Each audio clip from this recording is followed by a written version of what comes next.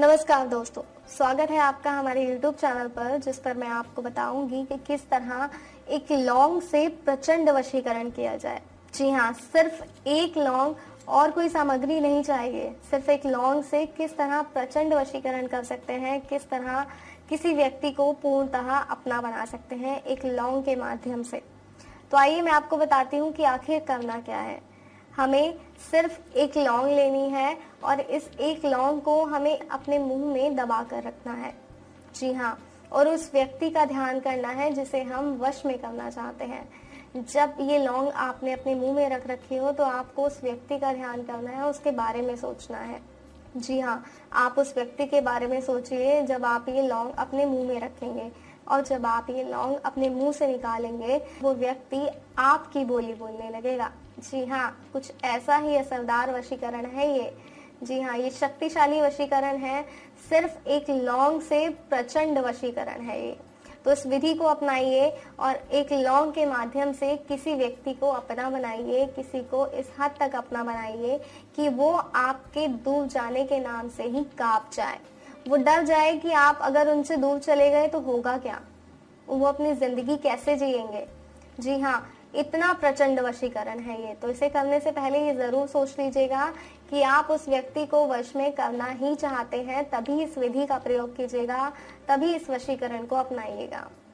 तो दोस्तों, किस तरह एक लौंग किसी व्यक्ति को वश में करने में सार्थक सिद्ध हो सकती है, ये बताया मैंने आपको। बताया कि किस तरह एक लौंग के माध्यम से आप सामने वाले व्यक्ति को वश में कर सकते हैं। लेकिन इन सब की भी एक शर्त होती है, इस वशीकरण की भी एक शर्त है। अगर इस शर्त को आप मानेंगे तभी ये वशीकरण सार्थक सिद्ध होगा, और वो शर्त ये है कि इसके बारे में आपको किसी को बताना नहीं है। एक लौंग आपको मुंह में रखनी है, लेकिन इसकी जानकारी किसी को नहीं होनी चाहिए। किसी को ये नहीं पता चलना चाहिए कि आपके मुंह में एक लौंग है, क्योंकि अगर इसकी जानकारी किसी को हो गई तो ये वशीकरण सार्थक नहीं होगा, मतलब ये वशीकरण काम ही नहीं करेगा।